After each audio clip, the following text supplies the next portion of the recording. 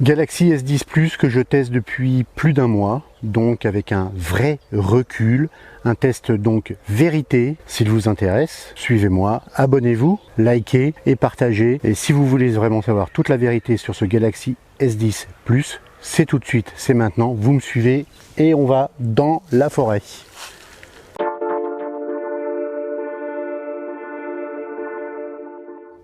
Me voilà au sein d'une petite place tranquille pour vous parler tranquillement de ce Galaxy S10 Plus. Il est équipé non pas du processeur Qualcomm qui est disponible sur certaines régions à travers le monde. Chez nous, en France, du CPU Exynos 9820, un processeur maison qui, on va dire, est performant. Chose intéressante sur ce Samsung, ses premiers points, il est équipé d'un jack 3.5, là quand ses concurrents n'en ont plus. Bien sûr, on a un USB Type C. Chose aussi intéressante, il peut intégrer au sein du tiroir à carte SIM une carte micro SD. Beaucoup le décrivent comme, on va dire, trop cher par rapport à ce que c'est, surtout par rapport à ceci. Deux petits trous qui permettent de positionner les caméras. On remplace le notch, on remplace la goutte d'eau, on remplace tout cela par le trou, soit un simple, soit un double sur le S10 Plus. Beaucoup s'y sont mis, beaucoup ne sont pas contents de ces petits trous.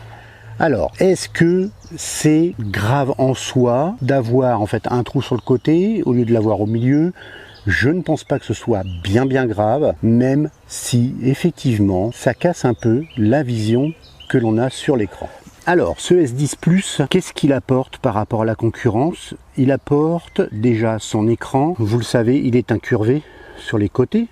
Il est incurvé sur l'arrière avec une dalle en verre aussi à l'arrière qui résiste parfaitement aux rayures ainsi que l'écran, puisque vous le voyez, je n'utilise plus de coque du tout sur mes téléphones. Pourquoi ne pas utiliser de coque, me direz-vous? Parce que c'est simple.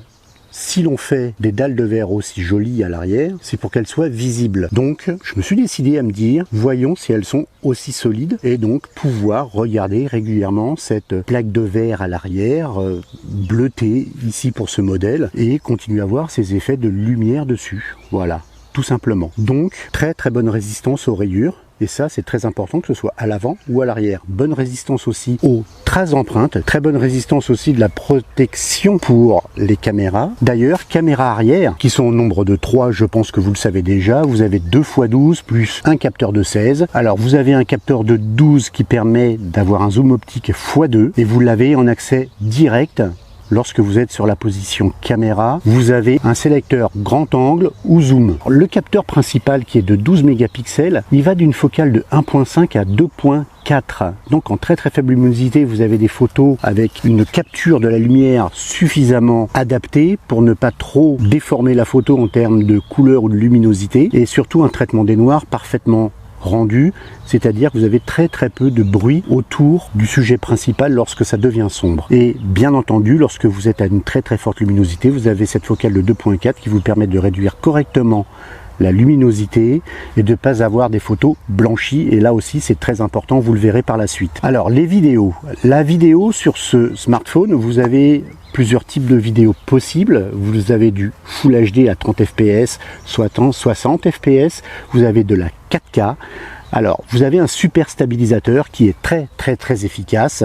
Et concernant ces capteurs avant, qui se situe en haut, ici. Vous avez un capteur principal de 10 mégapixels à une focale de 1.8 et ensuite pour les effets bokeh, pour la profondeur de champ, un capteur de 8 mégapixels à une focale de 2.0 qui vous permet de faire des selfies parfaitement réussis, un mode portrait donc qui fonctionne très correctement et en plus vous avez la possibilité d'agrandir le champ sur ce capteur avant qui vous permet de faire des selfies de groupe et surtout qui capte aussi parfaitement la lumière sans blanchir la photo lorsqu'il y a une forte lumière et lorsque vous êtes en mode nuit entre guillemets puisqu'il n'y a pas de mode nuit mais il reconnaît automatiquement le mode nuit, il met l'écran en blanc pour faire le flash, vous avez l'habitude, les photos ne sont pas blanchies, ne sont pas grillées, ça fait des portraits nickel, tout simplement. Je pense que le point fort de ce Galaxy S10 Plus, c'est vraiment son écran. Écran magnifique, donc qui dit AMOLED comme sur le Mi 9 et comme sur beaucoup de haut de gamme aujourd'hui, vous avez quelque chose entre les mains d'hyper performant, à la limite de la console de jeu pour ceux qui aiment jouer, mais là vous avez effectivement un smartphone où on ne se pose même plus la question à savoir est-ce que je peux jouer ou pas? Est-ce que ça vaut le coup d'ailleurs de vous montrer une vidéo de jeu? Je ne pense pas. Je vous l'ai dit au tout début, Samsung a eu l'intelligence d'intégrer dans son tiroir la possibilité d'avoir 2 cartes SIM ou une carte SIM et une micro SD. Sachez que la micro SD va jusqu'à 512 Go, ce qui vous laisse en fait une marge d'intégration de mémoire importante, puisque une carte SD coûte moins cher que la mémoire intégrée directement dans le téléphone. Ça revient beaucoup moins cher d'intégrer une carte micro SD que d'acheter le smartphone avec le stockage max. Voilà. Pour résister à un écran de ce type aussi grand, avec un processeur puissant, certes la molette consomme moins que les écrans LCD, mais il n'en reste pas moins que si vous poussez la luminosité de votre écran au max, vous aurez une batterie qui va vite, assez vite se vider tout de même. Donc si vous restez à un pourcentage de 70% environ de luminosité sur votre écran, la batterie qui fait 4100 mAh a une tenue de près de 13 heures. Petit plus de ce Galaxy S10 Plus, c'est qu'il est certifié IP68, donc une immersion jusqu'à 1,50 m, sans problème. Pendant 30 minutes, vous pouvez le faire tomber dans votre bain, il ne risque pas de se noyer celui-là. Un petit plus aussi que propose ce Galaxy S10 Plus, c'est qu'il est en mode stéréo.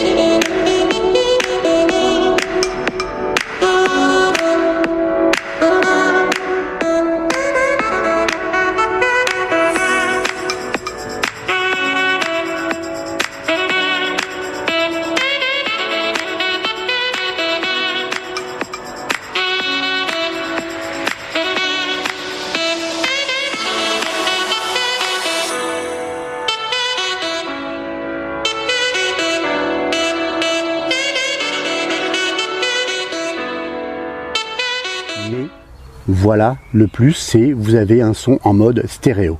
Un autre point aussi que Samsung a intégré sur son Galaxy S10 Plus, c'est son capteur d'empreinte sous écran ultrasonique. On n'est plus sur de l'optique où on envoie une lumière sur l'empreinte. Là, on est écran éteint sur une lecture à ultrason de votre empreinte. Regardez plutôt. Écran éteint. Voilà. Je recommence. Pas besoin d'allumer l'écran. Vous le voyez, je pose juste le doigt. Et voilà. Et c'est tout. C'est uniquement ce que vous avez à faire pour allumer votre téléphone. Vous posez le doigt, vous le retirez, c'est lu, c'est instantané. Pour en revenir aux différents modes photo, vous avez, je vous l'ai dit, le mode super ralenti. Alors le mode super ralenti, c'est du 960 images secondes, donc au top du top. Mais attention, le mode super ralenti interdit le mode Full HD ou 4K. Alors il faut savoir que le mode super ralenti à 960 images secondes, c'est un enregistrement de 0,8 secondes seulement, donc il faut bien capter le moment que vous désirez capturer, et ces 0,8 secondes sont transformées en 24 secondes. 24 secondes de super ralenti. Voilà comment ça fonctionne, mais il ne capture que un petit instant très court, 0,8 secondes. Il faut vraiment bien savoir ce que vous allez capturer au moment où vous voulez le faire. Je vous envoie la séance photo-vidéo tout de suite, c'est maintenant. Appréciez, regardez, découvrez. Je pense que vous allez vous dire qu'effectivement, peut-être que les deux caméras avant, avec les deux petits trous qui sont en haut, on peut faire l'impasse dessus. Excusez-moi, moustique. Découvrez les photos et vidéos.